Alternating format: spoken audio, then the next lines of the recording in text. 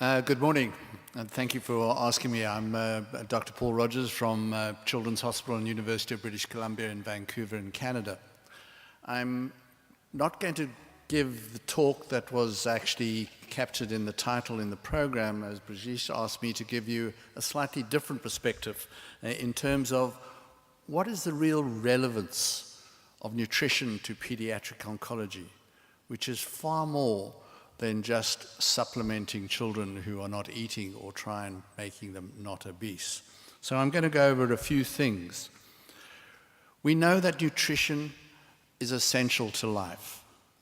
We as pediatricians pay much more attention to nutrition than our adult internal medicine colleagues.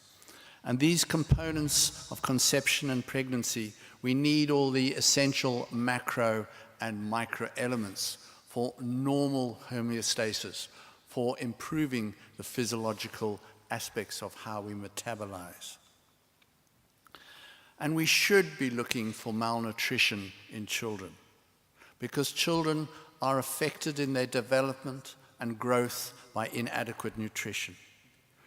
We need to try and early detect it. We need to have the appropriate therapeutic interventions at treating and ameliorating those deficiencies. And I like the word that not all patients are clinically deficient. Just because you have rickets, that is the clinical manifestation of vitamin D deficiency. But you can be vitamin D depleted, but not necessarily have rickets, which can affect your overall physiological status. And we want to prevent further nutritional deterioration. There are different terminologies used, and with the nutrition community, and I don't profess to be a nutritionist, I am a pediatric oncologist with a nutritional interest. But we need the old terms of marasmus and kwashiorkor are still relevant. We recognize failure to thrive through inadequate nutrition. And the other end of the spectrum is becoming an ever-increasing burden, not just in higher income countries, but also now noticeably changing in lower income countries as well. But that does not take into the context of all the different etiologies and mechanisms and dynamic interactions that go on within us through insufficiencies or deficiencies. There are really 5 domains in the malnutrition definition: the standard measurements that we use, the growth velocities, how long it's been, the chronicity thereof, the various etiologies of what causes us and the pathogenesis that goes along with those deficiencies, and the impact on the functional state of the patient. These are some of the things that compare. Obviously, growth and stunting. We are aware that cognitive impairment does also occur when especially the infant is not adequately receiving adequate things. Impaired physiology. Our bodies just don't work the right way if we have deficiencies or insufficiencies. This can result in end organ dysfunction. It's well described that inadequate nutrition can lead to immunity deficiencies and impairment, resulting in increased infections, and especially in our own oncology patients. And the specific micronutrients, the vitamins and trace elements, etc., have specific pathologies. So I like to think of nutrition in the concept of cancer control, the very broad meaning of cancer control, which aims at to reduce the incidence, morbidity, and mortality of cancer, to enhance the quality of life of those affected by cancer through an integrated and coordinated approach directed at primary prevention, early detection, treatment, rehabilitation, and even palliation. And we need to understand the epidemiology and biology of cancers. So if we think of this as cancer control, and we use nutrition in that cancer control spectrum, and this is the cancer control spectrum, and any one of these areas, from prevention through to delayed effects, nutrition plays a role. And I'm going to try and expand a little on these perspectives. Just looking at epidemiology and prevention, For most part in pediatric oncology, we don't really think much about primary prevention, but there is some evidence now of the importance of folic acid and various components of those who have decreased intakes of fruits and vegetables, who do not have inadequate vitamins during conception and pregnancy, and especially folic acid, there is an increased risks of these patients. And a significant meta-analysis that was done over 7 studies looked at the protective effect of folic acid, where many countries are now starting to add folic acid, not just for the tubular defects that are associated with spina bifida, but also possibly because of the preventive aspects in cancer. So there was a 47% protective effect for neuroblastoma, 39% for leukemia, and 27% for CNS tumors. And this was published by one of our colleagues in Toronto. So also in prevention, we as pediatricians have to be cognizant that what we do in childhood affects what we become in adulthood. So we have to be thinking not just of prevention of childhood cancers, but what happens, especially from nutrition, and Elena referred to it one of the slides, occurs and affects chronic disease, as well as the development of cancer. So I'm just going to rush through. Body fatness, we're all aware, and Elena put up some of the studies of the relationship of obesity and prognosis, and even incidences of various cancers. Physical activity, we are very aware that there's a significant correlation between those of us that are physically active and those that are not. These are all primary prevention things that should start in children. We should be looking away from the high intake sugar drinks, that a Coca-Cola contains 8 teaspoons of sugar, and reducing that refined sugar intake is now an important aspect of prevention in the long term. And eat mostly plant foods, the importance of the bioactive substances that are in diet and plant and origin foods. We all love our meat, but we probably should be decreasing their overall intake, and this is a public health goal. Rather use the fish than the meat. And then the processing, trying to do away from the processed foods, and especially for our children. So these are aspects of long-term prevention of adult cancers, which we as pediatricians should be practicing for our patients. The whole thing about the huge vitamin supplementation industry of various aspects. But overall, get it in your diet, not in the pill form.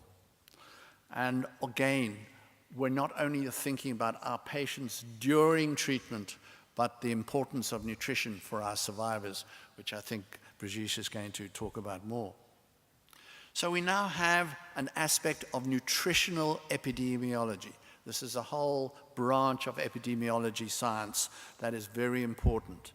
And we need to evaluate the nutritional status of children who develop cancer to understand the relationship of nutrition and nutritional therapies to the prevalence of cancer in children. Evaluate parental, what the mother and father eats, to understand its relation to the incidence of cancer in offspring, especially maternal nutrition during pregnancy, and I alluded to the importance of folic acid. We need to evaluate the nutrition of children undergoing cancer therapy to understand the role of nutrition during cancer treatment and how it affects outcomes. And Elena has shown you some of the slides, how nutrition is a modifiable risk factor. And we need to evaluate nutritional therapies that have been recognized by various cultures to treat cancer. We should not disregard what old cultures have shown us before. And so it's not just nutritional epidemiology, we've moved on to molecular epidemiology. And this is the contribution of potential genetic and environmental risk factors identified at the molecular level to the etiology, distribution, and prevention of diseases within families and across populations. Molecular epidemiology improves our understanding of the pathogenesis of disease by identifying specific pathways molecules and genes that influence the risk of developing disease, and nutrition does that. So we now have to understand the concept of nutrigenomics and nutrigenetics, two sides of a coin. That nutrigenomics affects the effects of diet on body metabolism, and then nutrigenetics, the influence of the genotype on nutritionally related disease, the environmental and the gene interaction. Nutrigenomics is a big, big field now. It's spawned a whole industry of food technology and a multi-billion-dollar business all around the world, and how the effect of food on our DNA and genes. So nutrigenomics and nutrigenomics, the study of how food affects the expression of genetic information in an individual and how an individual's genetic makeup metabolizes and responds to nutrients and bioactives. The premise of this is diet and dietary components can alter the risk of disease development by modulating multiple processes involved with onset, incident, progression, and severity. And this is especially relative to chronic diseases and cancer. Food components can act on the human genome either directly or indirectly to alter the expression of genes and gene products. And changing diet could potentially compensate for or accentuate effects of genetic polymorphisms. We all have different genetic polymorphisms that can be up and down regulated by what we eat. The consequences of a diet are dependent on the balance of health and disease states and on an individual's genetic background. So we have the science looking at all the bioactive food components. There are over 30,000 phytochemicals that are bioactive in our bodies. Understanding and putting it all together is a massive task. So we have this area of nutrigenomics, which is outlined there, which goes on to affect your DNA, your protein, the metabolites, and then the phenotype of both the person and the disease itself. So this is a very comprehensive way of now looking at this nutritional gene epigenetic evolvement. So food, nutrition, is fundamentally one of the most important epigenetic mechanisms or affects epigenetics that we in our everyday life occur. Epi means upon, beside, something which is attached to. It is the genesis of origin of coming to being of something and is a series of processes. Epigenetics represents the science for the studying of heritable changes of DNA, not involving changes in the DNA, but how it affects the expression and function of DNA. So there are at least two forms of information in the genome of a cell. Genetic information, that which you carry and born with from your DNA, and epigenetic information, that above it, which controls the regulation. The genetic information provides the building block for the manufacture of proteins needed for cell functional activity. The epigenetic information provides additional instruction on how, when, and where these information should be used. So what are the actual things? There are a variety of different mechanisms of how epigenesis works. DNA methylation is by far the most well-studied and best described. But histone acetylation, histone methylation, and phosphorylation of histones are all other mechanisms of the epigenome. Evidence indicates that aberrant methylation patterns are involved in cancer. And understanding the epigenetic influence is now an increasingly important aspect of research by the basic scientists. Disturbance during early development in methylation of imprinted genes, frequently those that we get from the maternal side, can predispose individuals to cancer. Folate, as already described, is a necessary nutrient in the DNA methylation process. Evidence indicates that folate can modulate genome-wide methylation levels, as I alluded to, around conception and during pregnancy, of the importance of folate to the mother. These are just some of the dietary components that we know affect DNA methylation. I'll refer to folate, but these are others that can modify DNA methylation and therefore the epigenome, how it affects the expression of various genes and their protein offspring. This is a very important study that has been quoted many times of looking in the acoustic mouse of maternal supplements with zinc, methionine, and choline, folate, and B12.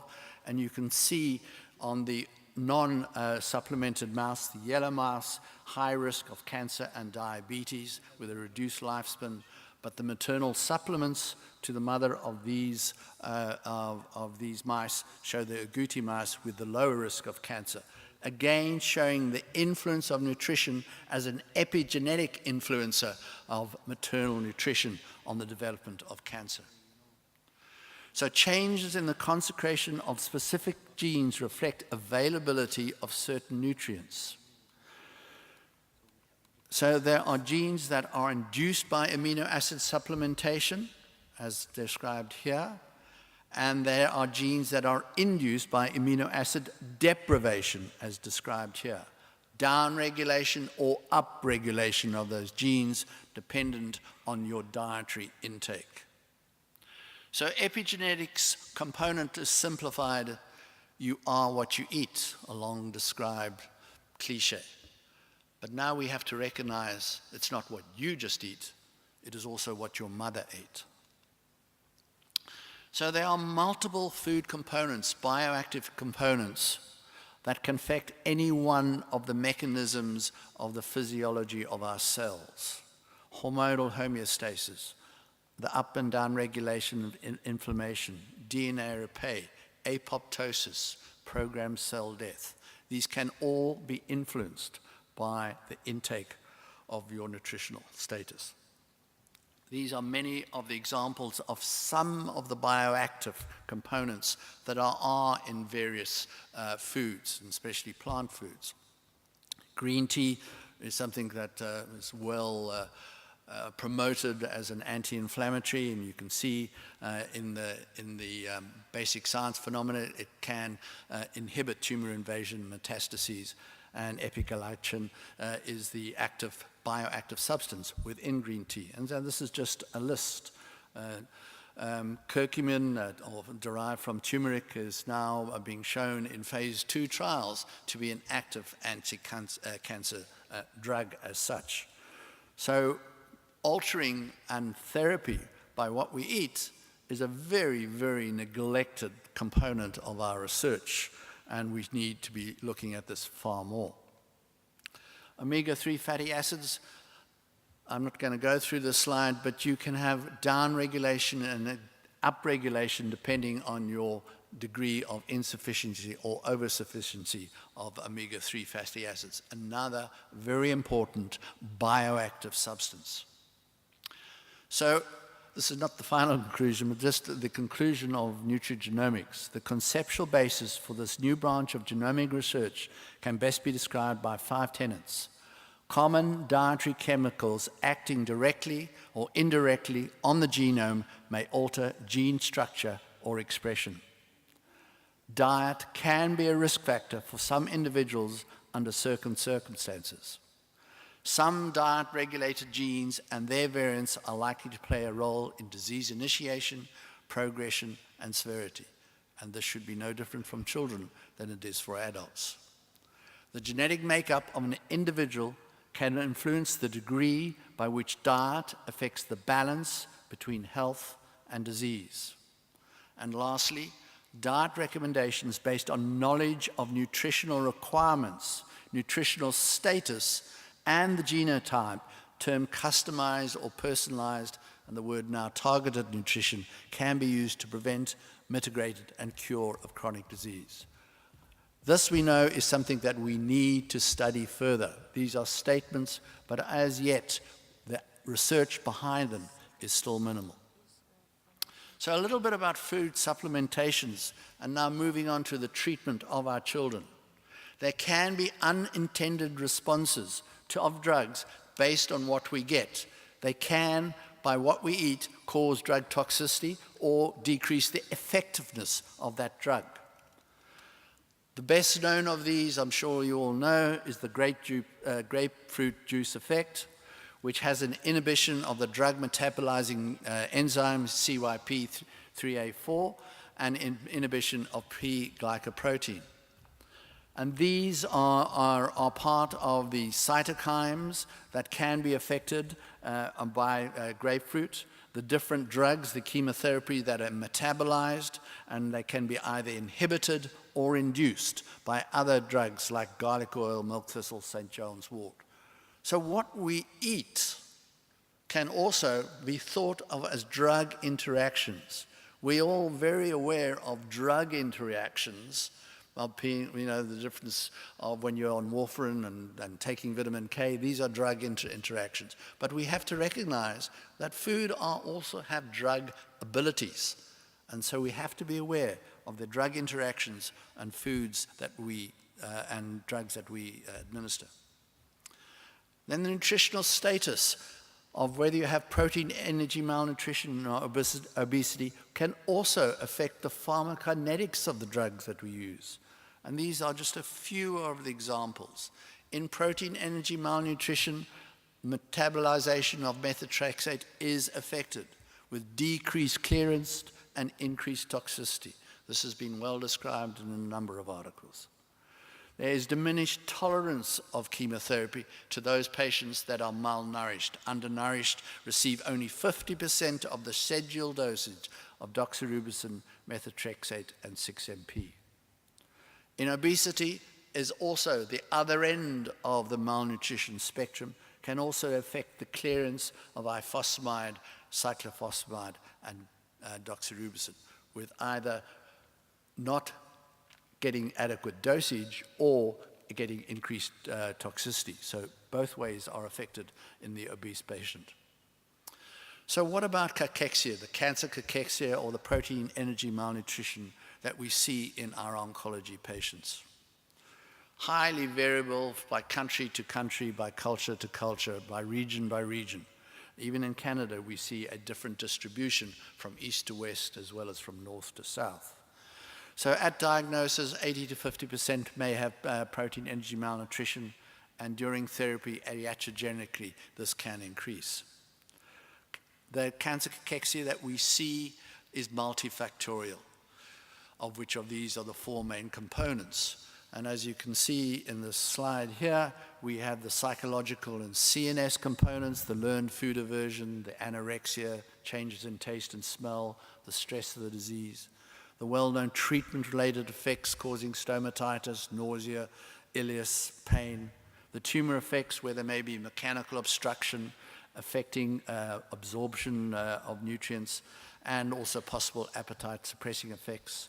And then the host-related itself, the altered metabolism of the cancer, the growth requirements that continue during childhood, and what makes pediatrics different from adults. So the underlying energy imbalance that underlies cancer in children. We have increased needs, we have increased losses, and frequently have reduced intake. This will lead to an energy deficit, poor growth, and the effect on specific organ tissues, that can end up in end organ dysfunction, which can also related to the impaired immunity, not because of the drugs that you use, but because of the nutritional state. So there are these underlying physiological components that we need to be aware of.